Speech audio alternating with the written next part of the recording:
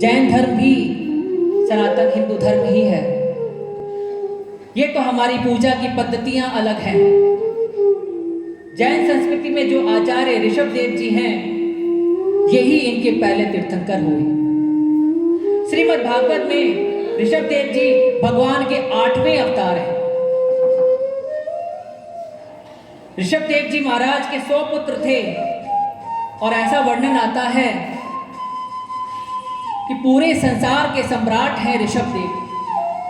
7 द्वीपों की पृथ्वी के सम्राट महात्मा ऋषभ देव और इनके 100 पुत्रों में सबसे बड़े पुत्र का नाम है भरत। ये वही भरत हैं जिनके नाम पर ही हमारे देश का नाम भारत पड़ा।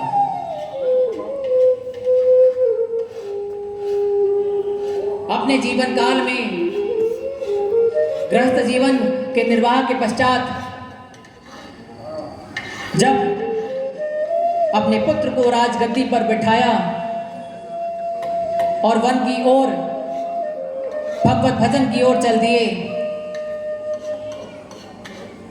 गए थे गोविंद को प्राप्त करने, लेकिन आसक्ति हो गई एक हिरण के बच्चे थे। और इन्हीं भरत जी महाराज का अंतिम समय भी हिरण के बच्चे की आसक्ति में बीता, जिसके माध्यम से इनका जो अगला जन्म है वो हिरण के बच्चे के रूप में ही प्राप्त हुआ। कहते हैं कि अंतिम समय में गोविंद का नाम या राम का नाम लेकर निकले तो ये जीवन सार्थक हो जाता है। जीवन में बार बार जन्म मरण के फेर में उलझना नहीं पड़ता। लेकिन भरत जी महाराज इतने ज्ञानी गुणवान और संत के साथ भी ऐसा हुआ।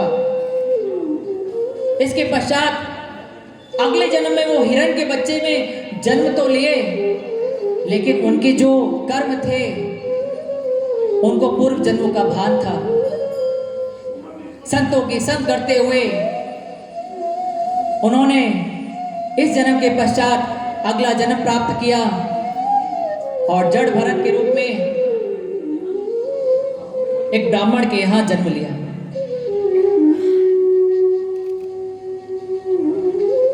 और इस जन्म में, तीसरे जन्म में, उन्होंने उस गोविंद को प्राप्त कर